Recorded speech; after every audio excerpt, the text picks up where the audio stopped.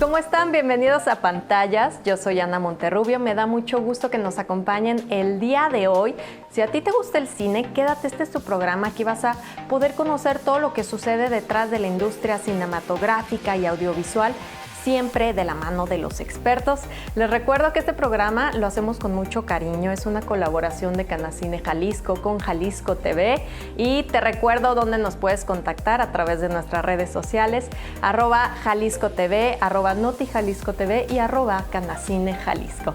Y bueno, el día de hoy vamos a estar hablando de muchos temas, pero yo quiero darle la bienvenida a un amigo de la industria, pero sobre todo un talentoso cineasta, porque es productor, es director, cinefotógrafo, gaffer. Puedo decir muchos títulos por los que ha pasado, pero sobre todo yo quiero agradecerle que esté el día de hoy con nosotros, porque son de las pocas personas que conozco con tanta experiencia. 46 años de trayectoria no es nada fácil y hay mucho que aprender de él. Muchas gracias por estar con nosotros, Chencho Asensio. Gracias por estar aquí en Pantallas. Muchas gracias por la invitación. Tanto que aprender de todo este mundo del audiovisual en general, el cine, pero todo lo que sucede detrás, cómo se realiza, pero sobre todo tu visión, Chencho, porque has transitado por muchas etapas de este mundo. Cómo se ha transformado, cómo desde lo análogo, cómo te tocó realmente vivir toda esta transformación de la industria. Y son 46 años ya que comentábamos detrás de cámaras, y nos surge una gran pregunta acá a todos los que te conocemos. Iniciaste joven, bien claro hacia dónde querías ir, sigues aquí, vives de esto. ¿Por qué sigues dentro de la industria? ¿Por qué siempre estuviste ahí? ¿Qué es lo que tanto te apasiona de este mundo? Pues el contar historias. Mira, a mí como a muchos, mi padre me dijo de qué iba a vivir cuando le anuncié que me iba a estudiar cine al CUEC, a la UNAM.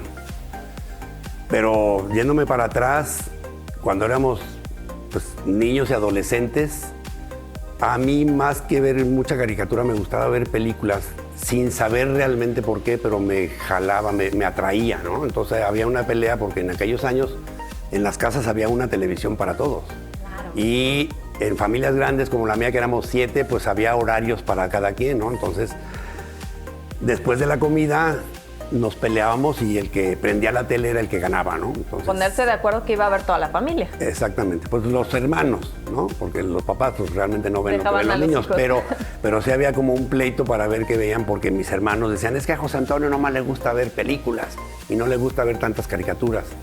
Y yo sí sabía realmente por qué me atraía eso, luego fui descubriendo poco a poco, ¿no? Llego a la secundaria, a la prepa, y me empiezan a gustar las cámaras. Okay. De foto, porque era lo que había, ¿no? Y ya en la prepa me meto al área de sociales, que era lo que era para los que queríamos ir más hacia un que era como oficio de comunicación, digamos, era comunicación. más para acá. Ahora ya se llaman de otras formas las carreras, sí. Pero era la carrera de comunicación, ¿no? Licenciados en comunicación. Como yo no sabía si en México en esos años realmente había escuelas o no de cine, claro, me caí en el ITESO con los jesuitas porque venía del instituto, me fui derechito para allá a estudiar comunicación. Pero para mi gran fortuna tuvimos un maestro que nos dio en los primeros 4 semestres, 3 semestres de taller de cine. Entonces ahí pues... Era raro, ¿no? Pues era raro, pero eran los planes de estudios que había entonces, Qué ¿no? bien, ¿no? Pero qué bien. Entonces, el primer semestre tuvimos un propedéutico de talleres, ¿no? O sea, radios, cine no, porque era en negativo y no había cómo hacerlo rápido. Pero hicimos audiovisual, radio, tele, varias cosas. Entonces ahí me empezó a gustar la técnica, la tecnología. Okay. Yo dije, por aquí es lo que me está gustando, ¿no? Y luego tengo segundo, tercero y cuarto semestres taller de cine, y ya para el cuarto yo estaba totalmente convencido de que lo que quería hacer era cine. Okay. ¿Dónde? No sabía. Entonces le pregunto al maestro José Luis Pardo, que en paz descanse, que si había escuelas de cine en México, porque yo sabía que él había estudiado en la de Londres. Y dije, yo no tengo dinero para irme a Inglaterra, ¿no? Pero me dijo, sí, ahí está el CCC, que es del Estado, y está el CUEC, que es del UNAM. Dije, alcanzo. Aquí voy. A nivel bolsillo alcanzo. Y de ahí pues me arranqué a México en el verano, hice mis exámenes, no quedé admitido, me metí de oyente al CUEC. El primer año éramos 7 oyentes que luego nos admitieron como estudiantes al segundo año. Y ahí ya me amarré pues en la carrera de cinematografía. ¿Qué veías, hablando de toda esta observación desde niño, ¿no?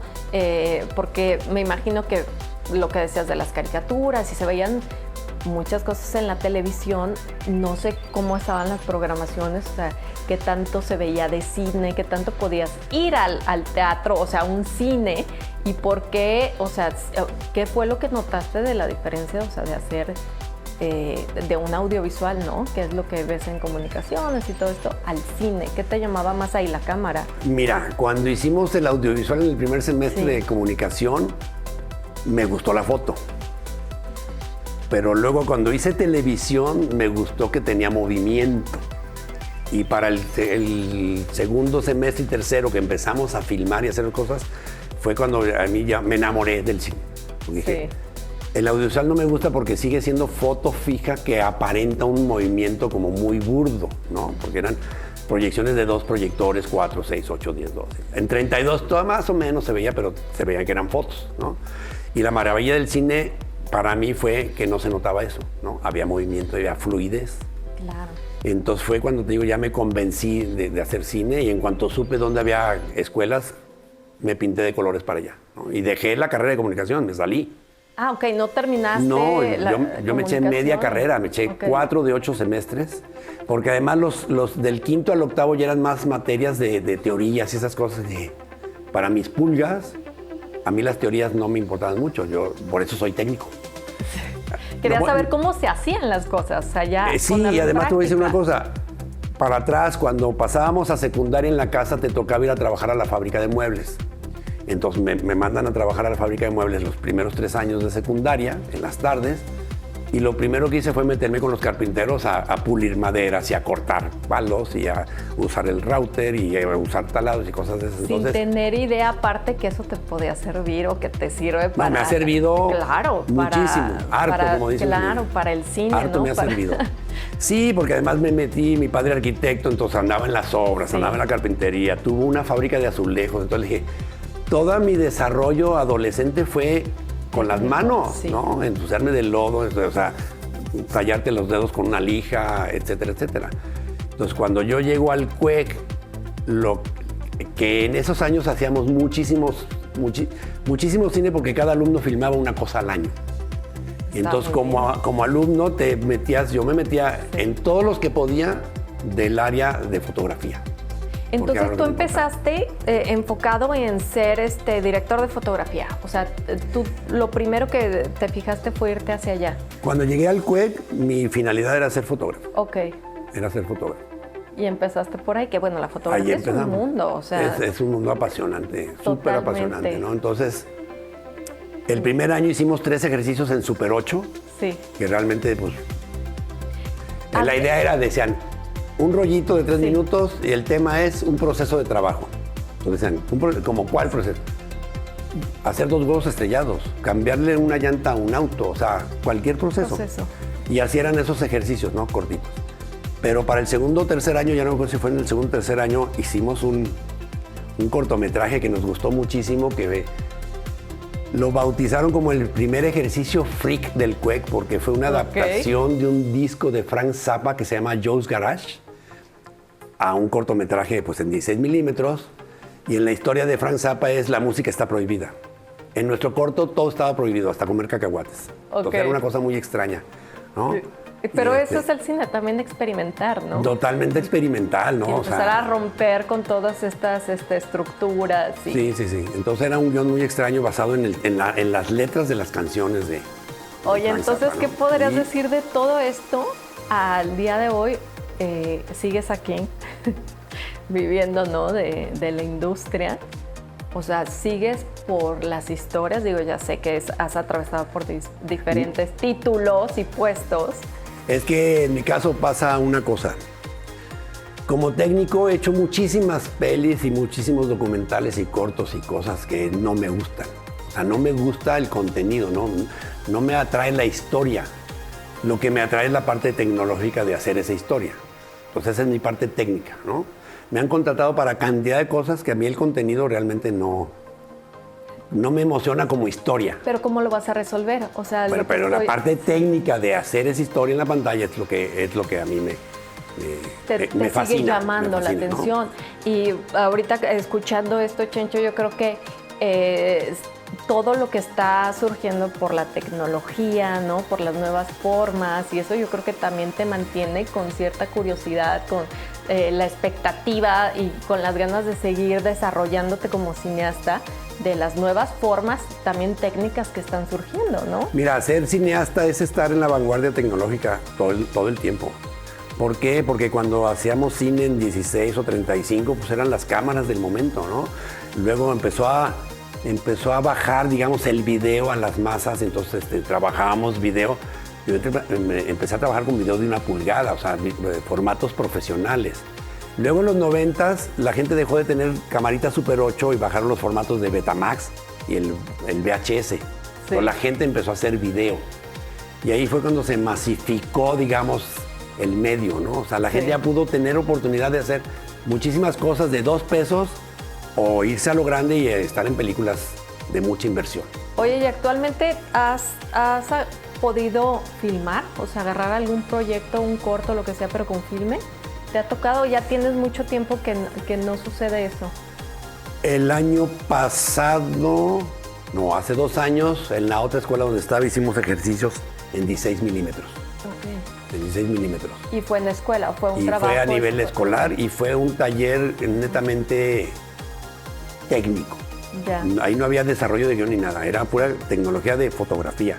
Bueno, ahí está, disfrutaste un poco de lo que tanto te gustaba. Oye, vamos a seguir platicando de todo esto porque quiero que también que nos compartas experiencias con personalidades que te han tocado a través de toda esta carrera, pero vamos a una pausa y regresamos.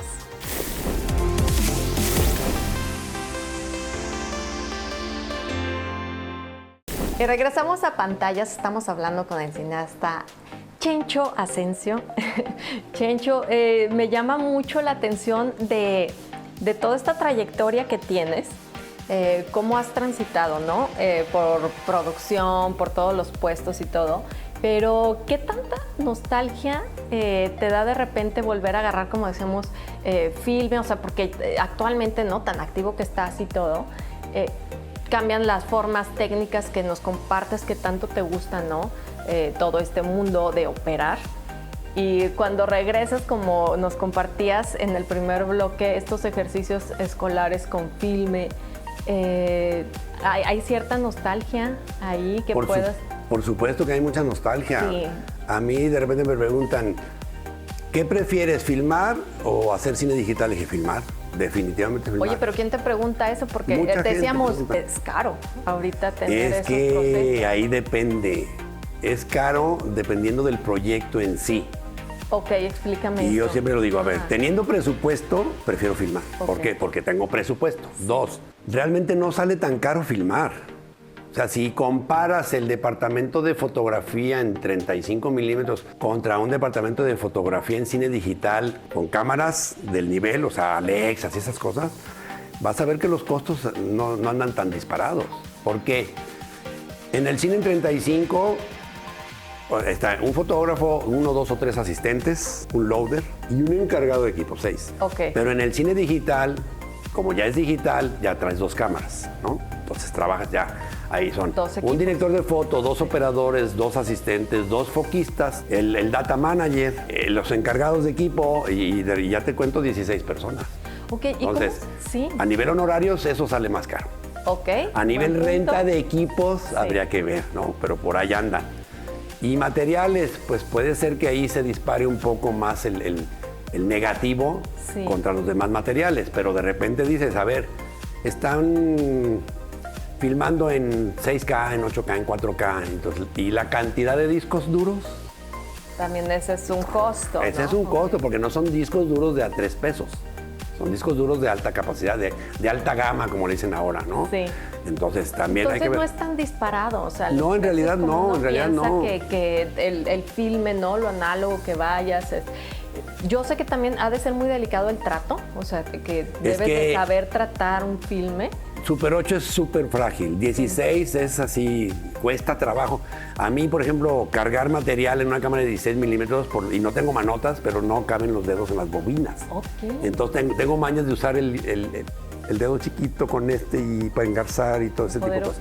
El 35 milímetros es súper robusto, o sea, claro, lo puedes rayar bien fácil, todo se raya muy fácil, pero el 35 es más robusto. No se diga un 70 milímetros, ¿no? Que ese es uno de los pocos formatos que ya no me tocó trabajar, ahí sí por dinero, ¿no? Porque 70 milímetros o IMAX, claro que me hubiera gustado estar en proyectos de asistente de cámara, del último asistente, ¿por qué? Por la tecnología que se maneja, ¿no? Que es precioso, pero no me tocó, haber visto no me tocó, eso. pero bueno, hice mucho cine en 35 y eso está padrísimo.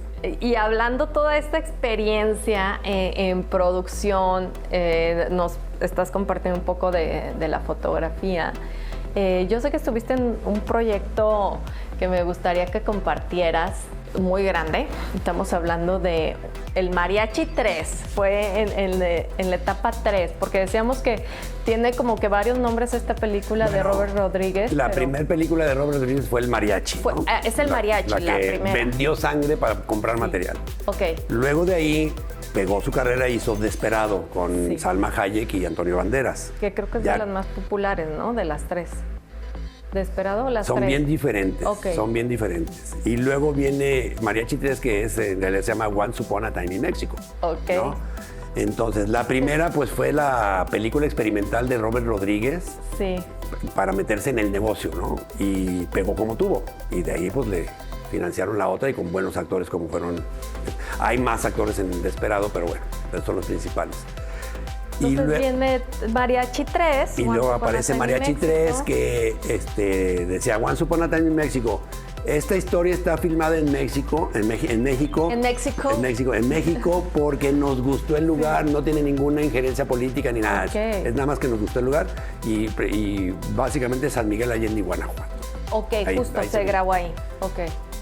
Y fue una película de más de $60 millones. ¿Cómo llegaste ahí? Bien curioso. Yo estaba en una etapa no de desempleo, sino de preparación de proyectos, que era, pues el más cercano estaba como a 4 o 5 meses. Y me habló una amiga, Cynthia Graves, que ella fue la primera persona que formó la Comisión de Filmaciones de Jalisco, en los 90s. Y la güera. Entonces, un día me habló un sábado, así como a las 2 de la tarde, y me dijo, Checho, ¿qué estás haciendo? Le dije, pues ahorita literalmente comiéndome una nieve del Polo Norte.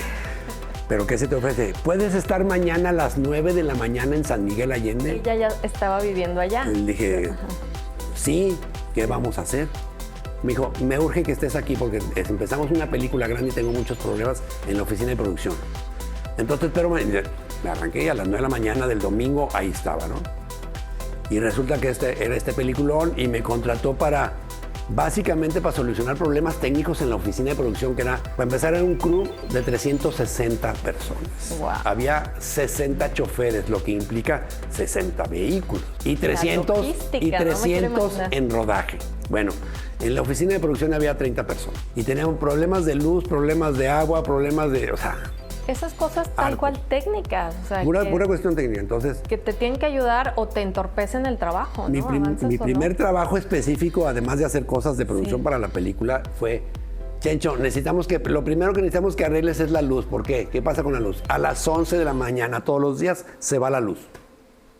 Ok, mañana antes de las 11 veo qué pasa, ¿no? Porque yo llegué a deshora de eso. Y entonces al 10 para las 11 todo el mundo apagaba las computadoras, las desconectaban y a las 11 en punto reventaba el transformador de afuera y se botaban las cuchillas. Y empezamos a investigar y empecé a ver y por todo. Y bueno, me tardé como una semana y media.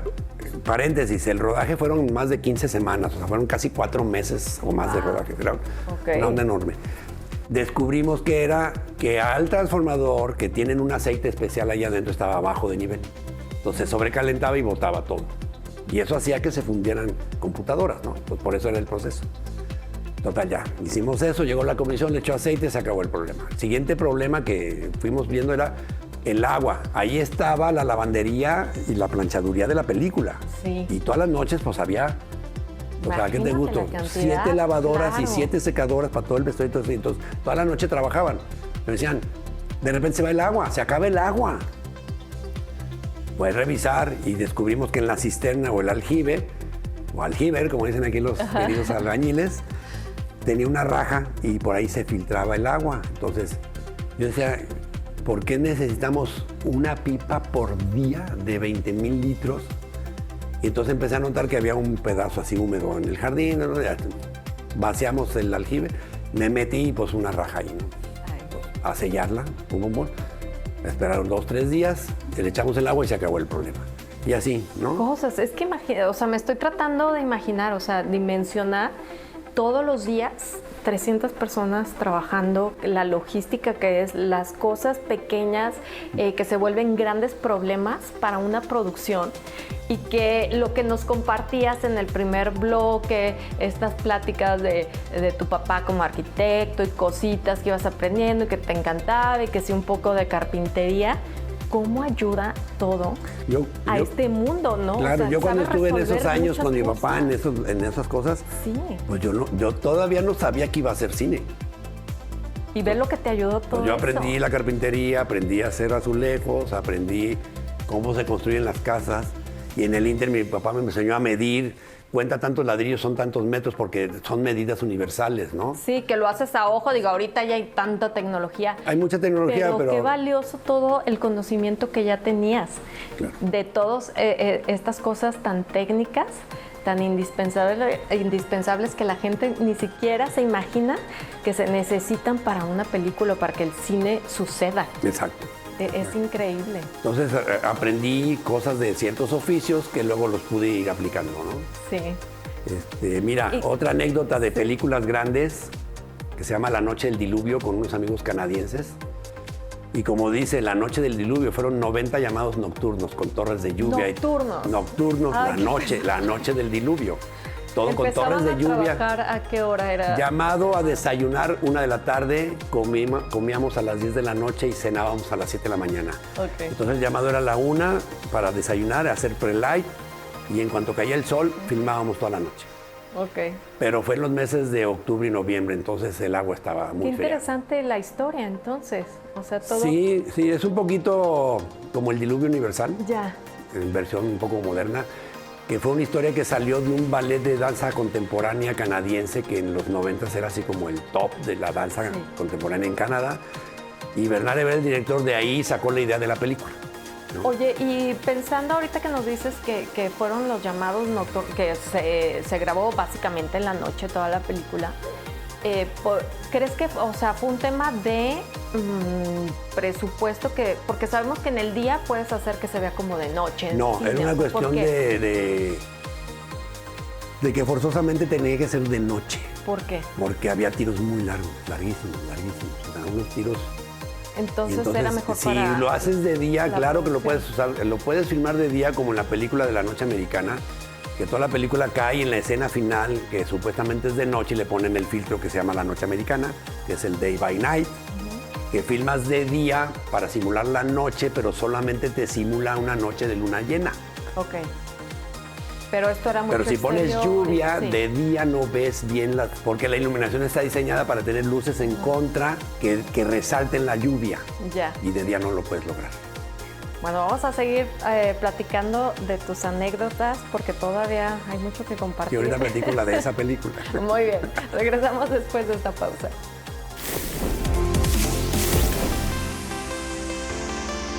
Y regresamos a pantallas, estamos platicando con Chencho Asensio de tu experiencia en La Noche del Diluvio, esta película que platicamos que todo era de noche, o sea, ¿qué logística se arma ahí para que esto suceda? Pues biológicamente cambias toda tu forma También. de vivir, sí, porque te digo, el desayuno a la 1 de la tarde, Sí. ¿no? La cena, la comida a las 10 de la noche y la cena a las 7 de la mañana. ¿Cuánto crees que el cuerpo que se va acostumbrando a la segunda semana?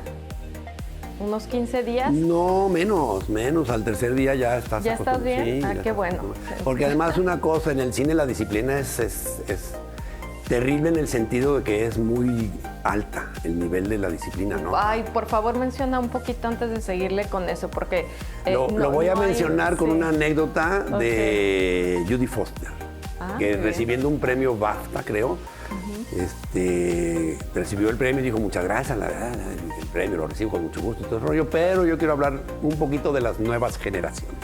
Ella es de mi edad, casi creo que de la misma edad, y empezó diciendo, ya no quiero trabajar con las nuevas generaciones, me refiero a los millennials y a los centennials, y los que estén en medio. Dijo, no leen el guión, no tienen retención, no obedecen las órdenes, cuestionan las órdenes, llegan tarde. Dijo, y puedo hablar de 20 cosas más. Dijo, son indisciplinados, te refutan todo. Dijo, y cuando una trae 120 millones de dólares y estás trabajando con gente de ese nivel y de ese tipo, dijo, yo ya no quiero trabajar con gente de ese nivel. Yo quiero volver a trabajar con la gente de mi generación, al cual le dices, obedece, lo hace y lo logras. Porque hablamos un poquito más adelante también de todo este tema de las generaciones, porque es muy interesante y también en tu Sí, porque etapa, hay de todo. Hay de todo. Hay de todo. Y en tu etapa de docencia también es importante ver la visión de cómo se está llevando las generaciones. Pero bueno, regresando a esta experiencia que nos puedas compartir de la producción. Bueno, estábamos ahí en la película y estábamos iluminando uno de los el túnel principal de Guanajuato. Ay, qué hermoso. Salí para ver unas cosas en el móvil y regresar. Yo mi puesto era operador de la segunda cámara y gaffer. Ajá. Entonces salgo y en la placita que está atrás de la plaza principal estaban haciendo el montaje de la noche siguiente. Oye, a ver, pero se me voló un poquito la cabeza. Está muy, o sea, operador y aparte gaffer. Sí. Wow, qué pesado.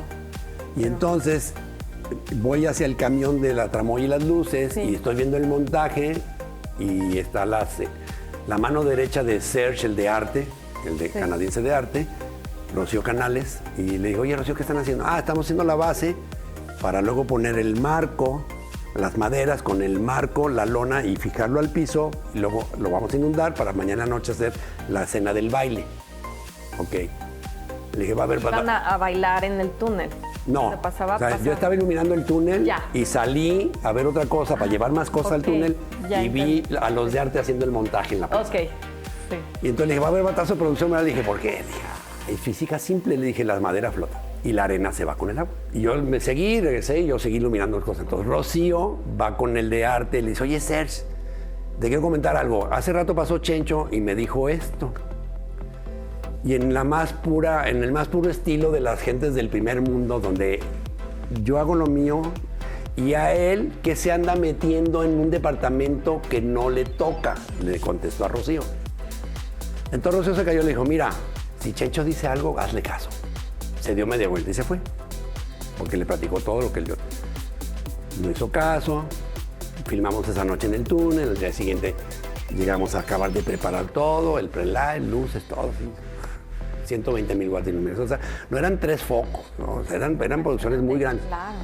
Y pues ya estaba ahí la arena, las maderitas, el marco, todo ese rollo. Y llegaron las pipas y empezaron a llenar. Porque esa plaza, pues le fabricamos una bardita para que el agua no se fuera. Sí. Ya todos los técnicos ya sabíamos lo que iba a pasar y estábamos todos así. Así con esta carita. Y claro que cuando llegó el agua a su nivel, pues la madera empezó a flotar. Y la arenita se fue. Y entonces llegó el productor, Bernard el director, Michel Wallet, y dijo, ¿qué está pasando aquí? Yo volteé y le dije, pues lo que pasa con el agua y la arena y la madera. La madera flota y la arena se va. Fue batazo de producción y pues corte, wrapper up y nos fuimos a dormir. No funcionó. Bueno, entonces... ¿Grabaron así? Nada, no pudimos filmar. No filmamos nada. Entonces al día siguiente... En el desayuno de la 1 de la tarde, pues estábamos ahí platicando y entonces llegó Bernard, llegó Michelle, llegó Serge, el de arte, llegó Serge, el fotógrafo, me dijo, Chencho, ¿puedes venir para acá? Sí. ¿Cómo le hacemos para que esto no vuelva a pasar? Le dije, para empezar, grava en lugar de arena, porque la grava es piedra y no se va con... Le dije, en segundo lugar, dije, la madera sujétenla. Entonces le pusieron unas laminitas y lo atornillaron. ¿Para qué? Porque pues cada madera flota. Le dije, y la tercera es, cuando pongan el marco con la lona, fíjenlo al piso. No nomás crean que el peso va a hacer todo su trabajo. Le dije, y es la forma en que podemos. Le dije, porque nos quedan 15 montajes de esto a lo largo de los 90 días. Entonces esa fue la solución. Fíjate que me llama la atención que normalmente se escucha mucho de esta preproducción, de esta también sinergia que hay entre los departamentos, fotografía, diseño de arte, maquillaje, vestuario, entre todos, para que se armen bien las cosas y que una escena que requiere de tanta cosa técnica y operativa suceda, ¿no? Sí, la preproducción. Llama la atención que como que aquí falta un poco. ¿Qué crees que haya sido? Mira, depende del guión. O sea, desde que lees el guión dices, esto está grande, está mediano, está chiquito. Y aparte de quién es quién. Esto es producción, esto es mío, Gaffer acá, esto es diseño de arte. Sí, ¿qué me toca a mí? ¿Qué le toca a él? ¿Qué le toca a Ana? ¿Y qué le toca a estas chicas que están haciendo cámara? Sí. ¿no? O sea, desde ahí ves. Por eso se parte el guión. Por eso dices, necesito 3 meses de preproducción. ¿Por qué? Porque apenas en 12 semanas armamos todo lo que necesita este proyecto, ¿no? Sí. Por ejemplo, en la noche del diluvio hicimos un cálculo en el área de nosotros, nos falló la cantidad de staffs. O sea, hicimos un cálculo, ¿cuántos necesitamos? 6 staff. El dolista, bueno, con esos, 10 personas. Necesitamos, no me acuerdo si fueron 2 o 4 staff más. A la primera semana dijimos, oye, esto está más grande de lo que pensamos. Sí. O sea, el diseño el diseño quedó poco para el tamaño de la película. Entonces, ¿qué necesitas? Le dije, 4 staff más. O sea, al día siguiente ahí estaban, ¿no? Claro. Entonces yo ya soporté, ya no le llevamos. Pero todos los departamentos también vieron que de repente dijeron, está más grande de lo que todo mundo pensó. O sea, también de repente el proyecto Entonces ahí sí, tuvimos que implementar al final de la primera semana ciertas acciones para que no nos ganara el proyecto. Y entonces ya nos fuimos fluiditos, que también fueron pues 90 días. Dividirlo entre 6 son como 3 meses, ¿no? de chamba. Oye, pero justo toda esta experiencia, ¿no? Cómo te va ayudando a crecer, ¿no? Y a tener todo este conocimiento también para transmitir. Ahora tú como eso es muy importante, docente, transmitir los conocimientos, no a nivel escuela, ahorita hablamos de eso, pero a nivel rodaje. O sea, hay mucha gente que es como celosa de los conocimientos que yo adquirí, me costó mucho trabajo y así se queda, ¿no? Entonces, transmite algunos, ¿por qué? Porque eso va a hacer que el proyecto funcione mejor, ¿no? Pero hay gente muy celosa en ese aspecto que no quieren decir casi nada. No, y volvemos al tema. Creo que lo importante siempre en los rodajes, en un proyecto y más en este mundo cinematográfico, lo que decíamos al principio es la pasión y el amor por contar también las historias. Entonces, para que algo suceda, o sea, estos pequeños detalles que a lo mejor con una plática previa o con haberse escuchado, o sea, se les fue un día en este caso de producción. Eso también, deja tú lo costoso, o sea, no se pudo haber evitado, ¿no? Y hay mucha experiencia. En algunos casos se puede evitar, en los casos, por ejemplo, esto de diluvio que flotó la madera, pues. Sí, o de repente suceden cosas que no pensabas, o sea, también, ¿no? Y es también cómo apoyar al compañero, cómo hacer equipo con los demás y con los demás departamentos. Y mira, a todo eso, lo más importante es la disciplina. Y ahí te va, de esa misma película, pues eran bailarines, ¿no? Del grupo de danza, o Vértigo se llamaba. Buenísimos todos, súper profesionales. Entonces, el domingo de descanso vimos a 2 bailarines y 2 bailarinas en el clásico puestito de frutas de Guanajuato, en el centro, el que se pone ahí, que todo el mundo lo conoce. Ah, ok, no sé cuál, pero callejero. Es el que está justo donde sale el túnel a un lado de la iglesia y el teatro. Ahí, ese puestito de frutas. Que nosotros como mexicanos vamos y nos comemos la fruta y no nos importa. ¿Por qué? Porque nosotros como mexicanos tenemos anticuerpos para ese tipo de cosas. Sí. Entonces, es fruta que está regada con el río Lerma, Santiago, ¿no? Es el río más contaminado de México. A nosotros no nos importa, ¿por qué? Porque, repito, tenemos anticuerpos, pero estos canadienses no. Todos los vimos y nos fuimos con ellos. Oigan, ¿qué están haciendo? Es que vamos a comprar la fruta porque está buenísima. Yo les dije, alto. No les recomiendo que se coman esta fruta, pero se ve buenísima. Para nosotros es una delicia. Le dije, para ustedes va a ser un viacrucis. Le dije, va a ser un viacrucis porque lo más posible es que le dé mal de estómago. Sí. Acabaron en el hospital, canalizados. ¿Así de fuerte? Deshidratados. No, o sea. A ver, pero ¿y era talento de eso? Eran los bailarines los actores de la película. ¿Y qué pasó ahí? Siguieron actuando, entonces. Sí, como con todo el rollo encima, salían, actuaban, corte y corrían al baño. Híjole, qué pesado. Una semana. Una semana. Pero no se rajaron. Y era para haber parado la película. teníamos seguros, nos hubiera cubierto los seguros, todo ese rollo. Oye, eso de los seguros, qué importante también para la gente que está empezando. Es básico. Cine hay para todo, pero hay empresas que hacen esto específicamente para cine. Entonces, que también echen dato ahí y lo echen también al presupuesto, ¿no? Sí, hay varias empresas que aseguran, de hecho ya hay aseguradores que no tienen nada que ver con lo fílmico, que adaptan ahí algunos seguritos de carros y te los venden como fílmicos.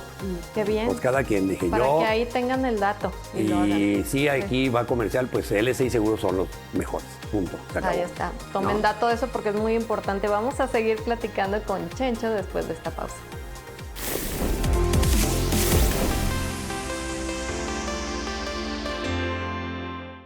Y regresamos a pantallas, estamos hablando con Chencho Asencio de todo el mundo cinematográfico.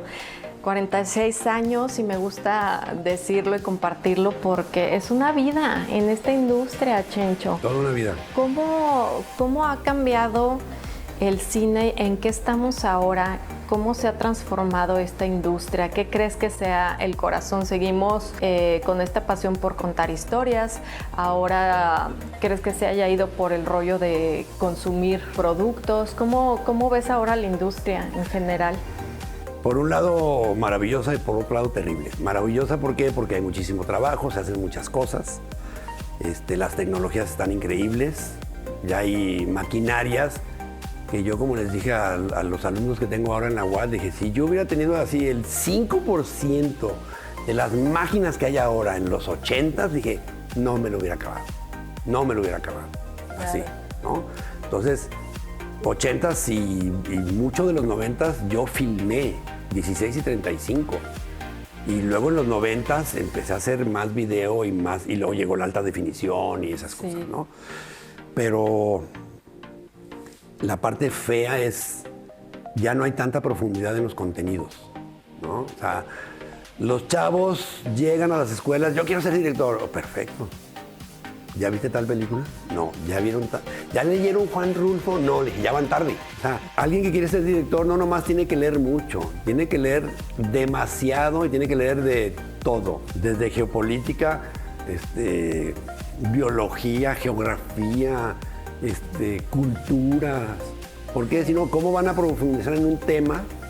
¿No? Un documentalista que no investiga los huicholes y se va a hacer un documental de los huicholes, pues va a ser, como decimos en la publicidad, fotismo, ¿verdad? Nomás cosas bonitas, pero nada de profundidad.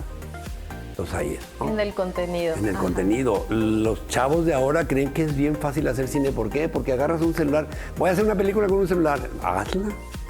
A ver si te sale bien. Y por ahí yo recuerdo esta película que ganó en Morelia hace unos años, ¿no? Hecha con diferentes celulares. Pero, o sea, se pueden hacer cosas con toda la tecnología que hay, también como viendo nuevas propuestas, lo que hablábamos de experimentar, que también el cine es esto, ¿no? Es un arte también para experimentar. ¿Cómo crees que podemos usar en beneficio ahora toda esta tecnología? Estamos hablando de inteligencia artificial, todos los nuevos programas que hay, ¿no? Que a lo mejor te ayudan a eficientar a lo mejor algunas tareas, pero tú ahorita también con tanta experiencia que estás usando los dos mundos y de donde vienes, ¿no? De todo lo operativo, lo análogo, ¿qué estás aplicando y qué nos puedes compartir para empezar a hacer ejercicios para aprovechar más esta inteligencia? Mira, la inteligencia artificial hay que usarla como una herramienta, no como como dicen así, como la panacea de que nos va a sacar. No, o sea, la inteligencia artificial es usarla como herramienta, ¿no? Es como los diferentes equipos que usas, ¿no? No vas a hacer una película toda en una grúa, porque es que ya la renté y la voy a usar todos los días. No, eso me pasó con un productor de aquí, que fuimos a hacer unos documentales, como dices tú, no vamos a decir ni nombres ni lugares, pero recién se había comprado la grúa y equipo y todo ese rollo, entonces la cámara no bajó de la grúa en 21 días de rodaje, no bajó. Y yo le decía, hagan tomas fijas, un dolly sencillito, no, todo con la grúa, y venía y y luego con el dolly, entonces, claro, duraron 4 meses para editar 3 documentales de 12 minutos porque la cámara no se detenía en ningún momento. Entonces les costó muchísimo trabajo editarlo. ¿Por qué? Porque además, pues un movimiento empieza aquí, termina acá, y luego usas otro, sí, pero ya rompiste el eje de acción, porque el famoso eje de acción, la norma 180 ahora, ¿no? Que dices, la rompen con una inconsciencia impresionante. Sí. Porque es diferente romperla conociéndola que rompiéndola sin conocerla. Y muchos alumnos dicen, es que vamos a romper el eje de acción, sí, pero rómpelo con conocimiento, no nomás porque lo estás rompiendo. Porque entonces la película no va a tener así como una dirección visual. Realmente que hay un propósito, ¿no? Que esto es lo que yo quiero que suceda. Pero a lo que voy es que generacionalmente se les hace muy fácil hacer las cosas. Entonces, como conocer la estructura, dirías, ¿no? En estas nuevas generaciones realmente las bases, y después tú propones y puedes pues romper un poco la estructura, ¿no? Y hacer otra propuesta. Primero conoces la estructura, las reglas, o sea, yo como hicimos un taller de documental y les di 2 reglas teóricas. Dije, no más 2, porque es un taller práctico. Y lo hicieron con su celular el documental. Sí. ¿No? 2, bueno, 3 normas. Una, no se permiten videos de chango, o sea, 0 vertical. Otro todo tema horizontal, ahí. todo horizontal, porque el cine es horizontal. El formato del cine es horizontal, el formato de la tele es horizontal. Los videos de chango son verticales y por eso nacieron las redes sociales. ¿Y por qué de chango dices? Porque la primera pusieron un chango y agarró así el celular. Literalmente, un orangutan le dieron un celular y lo agarró así. Y por eso se llaman videos de chango. Ok. Es como un poquito la frase de mucha mierda que no sabe ni siquiera ni de dónde viene ni por qué viene. Es linda. Tú sí la sabes. Sí, como actriz sí Entonces, sé que entre más era más dinero, ¿no? En más el público. siglo XIX, cuando había teatro y decían, te invito al teatro, y te decían que haya mucha... ¿Por qué? Porque llegaban los carruajes con los caballos a que se bajaran en la entrada del teatro y ahí literalmente zurraba el caballo. Claro. Entonces, dependiendo de la cantidad de... era la cantidad de gente que fue a ver la obra. Claro, es taquilla, Por ¿no? eso la frase es mucha... Oye, pues me Y voy ahora a te la quedar dicen con esto. sin saber realmente por qué te la dicen. Muchos. Bueno, ahí saben dato. Ahí está el dato. Ahí está el dato. Ok, videos de chango. Ok, entonces yo le digo, a mí no me hagan videos de chango, el cine, las series, todo es horizontal. Entonces, Esa esa es regla, una esa es regla. una. La otra era el efecto Kuleshov. Ok. El efecto Kuleshov es de un ruso, que es, el ejemplo es la cara de un niño, la cara de un hombre y una sopa. Una Niño, sopa. hombre, sopa. Ahora, sopa, niño, hombre o hombre, sopa, niño. Son 3 lecturas. Edición, pura edición. Claro. ¿No? Y la otra fue el eje de acción. Este es el eje de acción, funciona así. Cuando tú pones tu cámara en la primera, marcas tu eje y te puedes mover aquí todo lo que quieras. ¿Quieres romperlo? Haz un movimiento para romperlo. Haz una toma neutra. O sea, hay formas de romperlo sin que la gente se dé cuenta. Sí. Y yo siempre pongo un ejemplo en la película de Los Buscadores del Arca Perdida con el Harrison Ford de Spielberg. Sí. En la pelea del avión con el nazi pelón. Ok. ¿Vieron la película? A ver si podemos poner imágenes. pero En explícanos esa secuencia hay un detalle que la chava quita la cuña que le ponen a los aviones para detenerlos. Ok. Le pega al otro y luego y el avión empieza a dar vueltas. Sí. Y la cámara está por todos lados. Cada emplazamiento rompe el eje y nadie se da cuenta. Sí, y todo está ¿Por qué? Porque perfectamente usaron el pretexto del armónico. avión. El avión era el eje de acción. Entonces, si el avión se está moviendo, Tú estabas mi eje se está siguiendo moviendo. todo. ¿Dónde pongo? Donde quieras. Sí, ¿no? sí. Y hace muchos años hicimos un análisis de esa secuencia con unos amigos. Les dije, miren, Ok.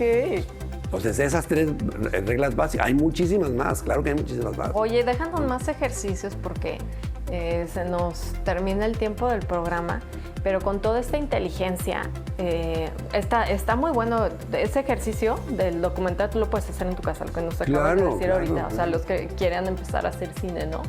¿Qué otra cosa con esto de, bueno, ya nos dijiste un poco del vertical, pero de la inteligencia artificial hablábamos también de cómo identificar un poco ahora qué es, o sea, como público, cómo podremos darnos cuenta cuándo hay inteligencia y cuándo no? Bueno, En un video hablamos. Hay que empezar a educar el ojo y el oído.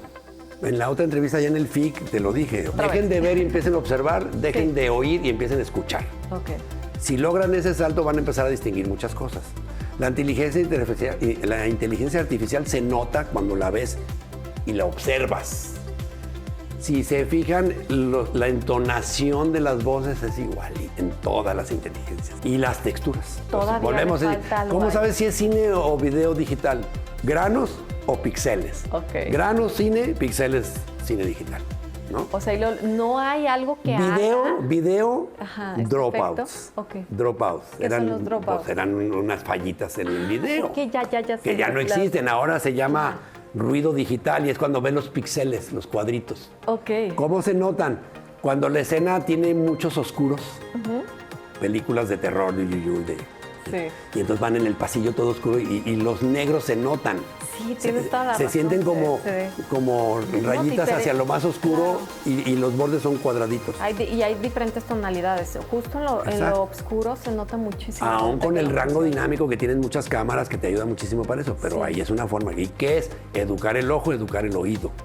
Sí. Y uno empieza a distinguir. Y ahorita con esto que mencionas, sí es un gran ejercicio para todo porque es la retención, ¿no? De tu atención en algo, en un momento. Y es muy difícil ahorita, ¿no? Esa palabrita que Estamos dijiste viendo- ahorita, retención, es como el coco de estas generaciones. No leen, no tienen retención, ¿no? Y yo se los digo, a ver, acostúmbrense a leer de todo, no nomás novelas.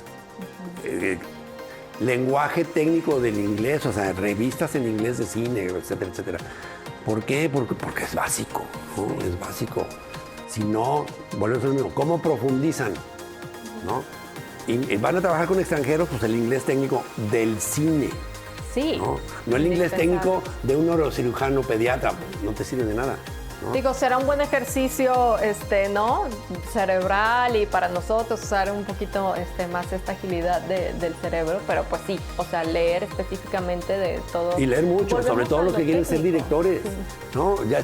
Ya está comprobado que las redes sociales le bajaron el 46% del uso al cerebro a las nuevas generaciones. 46% es la mitad del cerebro, que Bueno, ya no está trabajando. creo que Y solo trabaja si te Sí. pones a leer. ahí está. Yo me quedo con esta reflexión al final del cierre y también con que amamos esta industria. Chencho, gracias por haber estado en pantallas Gracias con por invitarme. nosotros. Seguimos compartiendo todo este mundo con ustedes y recuerden, veamos cine. Hasta la Mucho próxima. cine, por favor.